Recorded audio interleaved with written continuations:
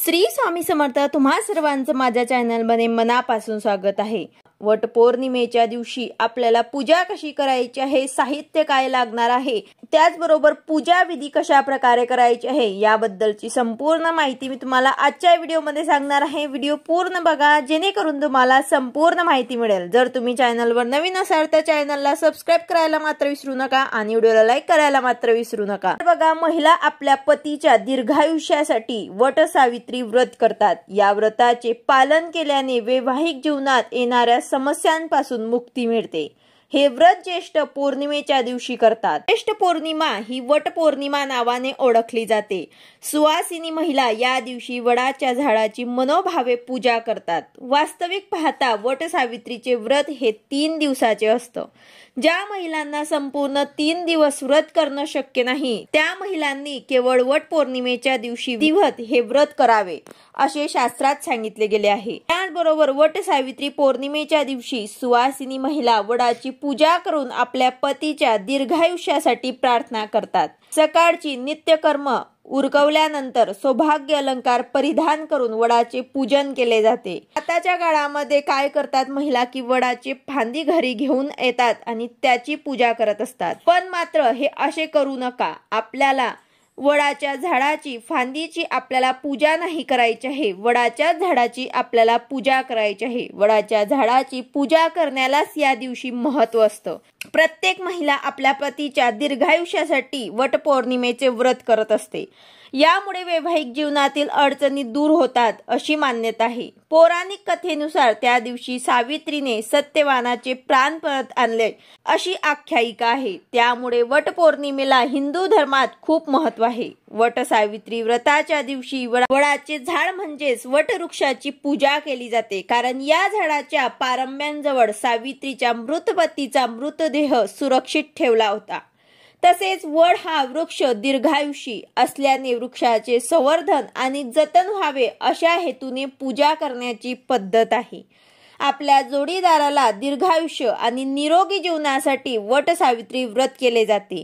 हिंदू धर्मात वट सावित्री व्रताला विशेष महत्त्व आहे। या दिवशी स्त्रिया आपल्या सुखी वैवाहिक जीवनासाठी आणि पतीच्या दीर्घायुष्यासाठी वडाच्या झाडाची पूजा करून उपवास करतात। या दिवशी उपवासाला त्याचबरोबर साहित्याला सुद्धा खूप महत्त्व आहे। उपवासना साहित्याला सुद्धा खूप महत्त्व असते, कारण त्याशिवाय पूजा अपूर्ण मानली जाते। त्यामुळे वटपौर्णिमेचा उपवास करण्यापूर्वी या पूजेच्या वस्तू तुम्हाला घरी घेऊन यायच्या आहे, विकत तुम्हाला घरी घेऊन यायच्या आहेत, जेणेकरून तुम्हाला योग्य वेळी घाईघाईने काही तुम्हाला विसरता येणार नाही। सांस्कृतिक दृष्ट्या वटपौर्णिमेच्या दिवशी स्त्री शक्तीची पूजा करण्याचा एक दिवस आहे। वडाच्या झाडाला स्त्री शक्तीचे प्रतीक मानले जाते। वटपौर्णिमेच्या दिवशी महिला वडाच्या झाडाला पूजा करून त्यांच्या कुटुंबाच्या समृद्धी आणि सुख शांतीची कामना करतात। आता तुम्ही काही धावपळीमध्ये काही वस्तू विसरून जाणार नाही, त्यासाठी तुम्हाला साहित्य सुद्धा अगोदरच आणून ठेवायचं आहे। यासाठी आपल्याला या पूजेसाठी साहित्य काय लागणार आहे तर बघा, आपल्या घरातच आपल्याकडे तांबण किंवा मग ताट घ्यायचं आहे। त्याचबरोबर हळदी कुंकू घ्यायचं आहे, एक तांब्याचा तांब्या त्यामध्ये पाणी भरून घ्यायचं आहे। त्याचबरोबर साखर किंवा मग तुम्ही पंचामृत सुद्धा नैवेद्यासाठी घेऊ शकतात। 2 विड्याची पानं घ्या, धागा घ्या, एक सुपारी, दिवा, कापूर, अगरबत्ती, 1 रुपयाचा नाणा, फुलं, कापसाचे वस्त्र, सौभाग्याचे जे काही अलंकार असतात ते तुम्हाला घ्यायचे आहे। त्याचबरोबर आपल्याला 5 सुवासिनीची ओटी भरायची असते, तर त्यासाठी तुम्हाला 5 प्रकारची फळं घ्यायची आहे। आता या मोसमात आंबे खूप असतात, तर तुम्ही 5 आंबे सुद्धा घेऊ शकतात। सौभाग्याचं जे काही वस्तू असतात ते तुम्हाला घ्यायचं आहे। विड्याची पानं घ्यायची आहे, खारीक, खोबरं, हळकुंड, सुपारी, बदाम, त्याचबरोबर सूतगुंडी घ्यायची आहे। 7 फेरे घेण्यासाठी तुम्हाला सूत सुद्धा घ्यायचं आहे। तर बघा, या वर्षी 2025 मध्ये वटपौर्णिमा आहे 10 जून 2025 रोजी। 10 तारखेला आपल्याला वटपौर्णिमेचा व्रत पाळायचं आहे। तसेच बघा वट पौर्णिमेचा शुभ मुहूर्त काय आहे, वट सावित्री व्रताच्या पूजेसाठी शुभ मुहूर्त काय असेल तर 10 तारखेला सकाळी 11:55 ते दुपारी 12:51 हा शुभ मुहूर्त आहे। तरी सुद्धा या दिवशी आपण ब्रह्म मुहूर्तापासून पूजा विधी सुरू करणे शुभ मानले जाईल। तर शक्य होईल तर आपल्याला या वेळेमध्ये या शुभ काळामध्ये पूजा करायची आहे। आता आपल्याला पूजा करताना प्रथम वडाच्या झाडाला पाणी टाकायचं आहे। तर विड्याच्या पानावरती आपल्याला सुपारी आणि कॉइन ठेवायचा आहे आणि गणपती बाप्पांची आपल्याला स्थापना करून पंचोपचार पूजा करायची आहे। त्यानंतर हळद कुंकू अक्षदा वाहून अशा प्रकारे गणपती बाप्पांची पूजा करून झाल्यानंतर वडाला सूत जे आहे ते गुंडाळायचं आहे। कच्चा धाग्याचे 5 किंवा 7 फेरे आपल्याला मारायचे आहे आणि त्याचबरोबर कापसाचे जे वस्त्र आपण आणलेले आहेत ते सुद्धा झाडाला बांधायचे आहे।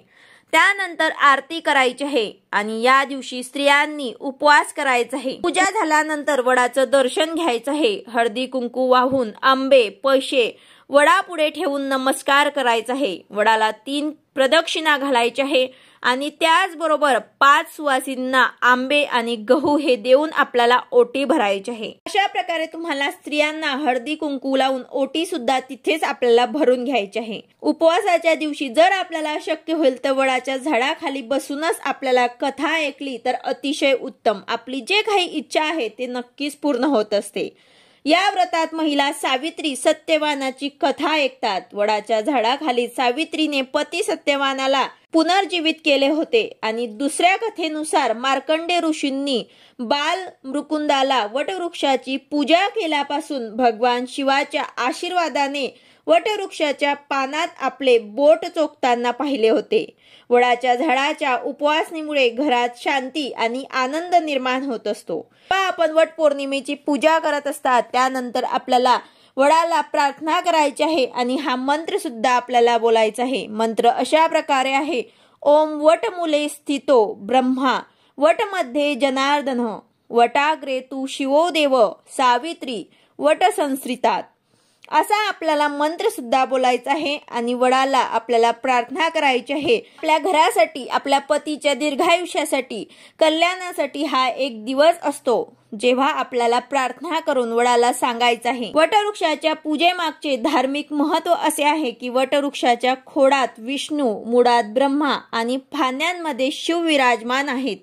वडाच्या झाडाच्या बऱ्याच फांद्यांना पारंब्या असतात। याला सावित्री मातेचं रूप मानलं गेलं आहे। यामुळे वटवृक्षाची पूजा केल्याने देवांचे आशीर्वाद आपल्याला लाभत असतो। मनातली इच्छा सुद्धा पूर्ण होतात। संतान प्राप्तीसाठी देखील अनेक स्त्रिया वडाच्या झाडाची पूजा करतात। वडाच्या झाडाचे आयुष्य हे अखंड असते। ज्येष्ठ महिन्यातील पौर्णिमा तिथीला वटवृक्षाच्या सावलीत देवी सावित्रीने आपल्या पतीला पुनर्जीवन मिळवून दिले होते। या दिवसापासून वटवृक्षाची पूजा केली जाऊ लागली। तर अशा प्रकारे आपल्याला वट पौर्णिमेच्या दिवशी काय करायचे आहे, पूजा कशा प्रकारे करायची आहे, साहित्य काय लागणार आहे हे संपूर्ण माहिती मी तुम्हाला या व्हिडिओमध्ये सांगितली आहे। व्हिडिओ आवडला असेल तर लाईक करा, शेअर करा, सबस्क्राइब करा। भेटूया अशाच नवीन व्हिडिओ सोबत। श्री स्वामी समर्थ।